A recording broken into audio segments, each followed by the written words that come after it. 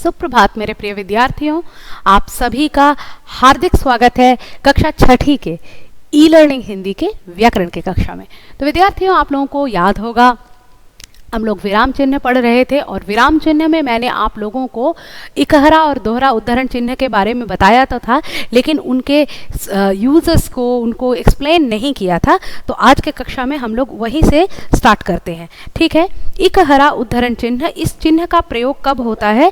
जब किसी पुस्तक का नाम, किसी का शीर्षक अथवा व्यक्ति का उपनाम, यानी उसका कोई एक्स्ट्रा नाम होता है ना, उपनाम जिसको कहते हैं, कभी कभी उनका क्या कहें, उपाधि उनको दी जाती है, टाइटल दिए जाते हैं। इस प्रकार की चीज़ें जो है मतलब यहाँ पर हम लोग इकहरा उद्धरण चिन्ह का प्रयोग करते हैं। बहुत विद्यार्थी क्या करते हैं, वो याद नहीं रख पाते हैं कहाँ क्या होता है और इसको गलत कर देते हैं। ठीक है, किसी पुस्तक के नाम को वो लोग क्या कर देते हैं, वो लोग जो है डबल कोटेशन में रख देते हैं, यानी दोहरे उद्धरण चिन्ह में रख देते हैं। लेकिन ऐसा नहीं होगा। पुस्तक का नाम, शीर्षक, व्यक्ति का नाम, पदवी यानी किसी का डेजिग्नेशन, ये सारी चीज़ें जो है इकहरा उद्धरण चिन्ह के अंदर आती हैं। जैसे महात्मा गांधी को हम लोग बापू कहते हैं, तो महात्मा गांधी लिखने के बाद यदि आप बापू लिखेंगे तो बापू को जो है सिंगल कोट्स में यानी कि इकहरा उद्धरण चिन्ह में रखेंगे। महाकाव्य रामचरितमानस, इसको भी इकहरा उद्धरण चिन्ह के में ही हम लोग रख करके जानेंगे। और दोहरा उद्धरण चिन्ह, इसका अधिकांशतः जो है प्रयोग ये किसी प्रसिद्ध कथन, किसी कहावत, किसी संवाद को प्रस्तुत करने के लिए होता है। मेनली, अधिकांशतः मतलब मैक्सिमम टाइम पर कैसे होता है कि सपोज कि आप किसी को कोट कर रहे हैं तो कॉमा लगा देते हैं, अल्प विराम लगा देते हैं, उसमें दोहरा उद्धरण चिन्ह लगा करके उसके एग्जैक्ट कोटेशन को बिठा देते हैं। इसी प्रकार जब आप लोग सपोज कि किसी मतलब फेमस कोट्स का इस्तेमाल करते हैं, इसीलिए कहते हैं ना कि अंत भले का भला, तो इस कहते हैं ना के बाद आपको ये कोटेशन लगा करके पहले अल्प विराम फिर कोटेशन लगा करके उसको करना है। तो यहाँ पे सिंगल कोट नहीं होगा, यहाँ पे डबल कोट होगा। और कहाँ पर होगा? जहाँ पर की है कि आप जो है कि मतलब कोई कहावत को कह रहे हैं, कहते हैं ना आम के आम गुठलियों के दाम, तो ये कहते हैं ना के बाद आप आम के आम गुठलियों के दाम को डायरेक्ट नहीं लिख सकते हैं, आप उसको कोट कर रहे हैं, कोटेशन दे रहे हैं, तो वहाँ पर भी दोहरे उद्धरण चिन्ह का प्रयोग होता है। तो आप लोग समझ गए होंगे कि दोहरे और इकहरे उद्धरण चिन्ह में क्या अंतर है और कहाँ कहाँ ये प्रयोग होता है। तो अब हम लोग क्या करेंगे, अब जो है हम लोग नेक्स्ट हमारा जो नंबर 7 वाला जो विराम चिन्ह है उसको पढ़ेंगे। नंबर 7 वाला विराम चिन्ह है योजक चिन्ह। शायद आप लोगों ने अभी तक इसके बारे में सुना नहीं होगा, या कभी कभी आप लोग क्या करते होंगे कि इसको जो है मतलब हाइफन बोल देते हैं, लेकिन इसका हिंदी टर्म है आप लोगों को पता ही नहीं है शायद। तो ये योजक चिन्ह क्या होता है, ये हाइफन होता है। इसी के साथ मैं एक और भी लिख के रखती हूँ जिससे कि डिफरेंस समझा पाऊँ आप लोगों को पढ़ाते समय, वो है निर्देशक चिन्ह।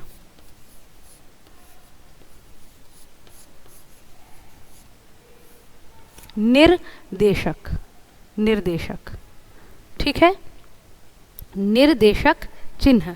ये निर्देशक चिन्ह भी हाइफन की तरह दिखता है लेकिन थोड़ा बड़ा होता है, इसीलिए इन दोनों को मैंने एक जगह पर लिखा जिससे कि मैं आप लोगों को समझा पाऊँ। आप लोग सिंबल्स को देख लीजिए, उसके बाद मैं एक्सप्लेन कर देती हूँ। ठीक है, तो चलिए सुनते हैं क्या है। चीज़ ये है दरअसल कि योजक चिन्ह का प्रयोग कब होता है, जैसे कि आप लोगों का जो पाठ है उसका नाम है विराम चिन्ह। यहाँ विराम और चिन्ह के बीच में मैंने क्या लगाया है, एक योजक चिन्ह लगाया है। ठीक है, ये कौन सा चिन्ह है, ये एक योजक चिन्ह है। तो इसका प्रयोग कब होता है, जब दो एक जैसे शब्द, विपरीतार्थक शब्द, आपस में तुलना करने वाले शब्दों को लिखा जाता है, तब उसके बीच में हम लोग जो है ये इस प्रकार का चिन्ह देते हैं। जैसे कि और यहाँ पे और भी है, आपस में तुलना करते हैं, जैसे कि मैं अपने भाई सा लंबा बना हूँ, तो भाई सा यानी भाई जैसा, तो भाई के साथ आप तुलना कर रहे हैं, तो ये भाई और सा के बीच में आप लोग एक योजक चिन्ह का प्रयोग करेंगे। ठीक है, और कंप्लीटली उल्टा, जैसे कि आप कहेंगे कि दिन रात मेहनत कर रहा हूँ, तो दिन और रात दो अपोजिट वर्ड्स हैं, उनको हम लोग एक के बाद दूसरा नहीं लिख सकते हैं, उसके बीच में हम लोग एक योजक चिन्ह डालते हैं जिसको आप लोग इंग्लिश में हाइफन कहते हैं। ठीक है, उसके बाद निर्देशक चिन्ह क्या होता है, ये साइज में इससे थोड़ा बड़ा होता है। और निर्देशक चिन्ह वो है, देखिए जो यहाँ पर मतलब आपका दिया हुआ है, निर्देशक चिन्ह के बाद ब्रैकेट में उसका सिंबल देके जो सिंबल बनाया है वही निर्देशक चिन्ह है। जब कोई किसी चीज़ का निर्देश देता है, बताता है उसके बारे में कि ये इधर से जाइए, तो ये आपको जो दिखाता है वो निर्देश दे रहा है। तो यहाँ पर मतलब निर्देशक चिन्ह के बाद जो सिंबल लगा है वो बता रहा है कि इसके बाद निर्देशक चिन्ह के बारे में बताया गया है, तो वो भी एक निर्देशक चिन्ह है। तो वैसे इसका प्रयोग हम लोग कहाँ करते हैं, निर्देश देने के लिए अथवा कोई उदाहरण देने के लिए, कोई विवरण देने के लिए हम इसका प्रयोग करते हैं। जैसे आपको प्रश्न दिया जाएगा, निम्नलिखित प्रश्नों के उत्तर दीजिए, दीजिए के बाद पूर्ण विराम नहीं, योजक चिन्ह लगा रहेगा, थोड़ा बड़ा रहेगा, ठीक है। तो ये ऐसे यहाँ पे इसका प्रयोग होता है, आप लोग पढ़ लीजिएगा, पढ़ेंगे तो आप लोग ज़रूर समझ जाएंगे कि ये क्या है। इसके बाद एक आखिर है जिसका नाम है लाघव चिन्ह। मैं बोर्ड रब कर देती हूँ, दिखा देती हूँ आप लोगों को, देखिए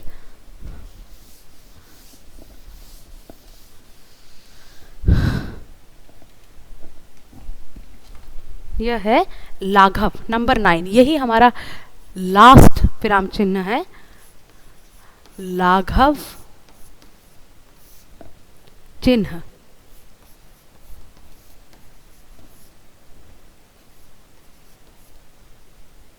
ठीक है, ये लाघव चिन्ह को हम लोग ऐसे लिखते हैं, एक नीचे की तरफ छोटा सा सर्कल, मतलब ये डॉट की तरह प्रयोग होता है। जैसे आप डॉक्टर एब्रीविएशन में लगता है, ठीक है, डॉक्टर लिख रहे हैं, डॉक्टर को आप पूरा नहीं लिख के ऐसे लिखते हैं, इंग्लिश में भी ऐसे लिखते हैं आप लोग, ये लगाते हैं, हिंदी में यहाँ पे इसके जगह पर ये लगता है, ठीक है। फिर आप लोग के क्वेश्चन पेपर में लिखा रहता है PTO, प्लीज टर्न ओवर, उसी का हिंदी है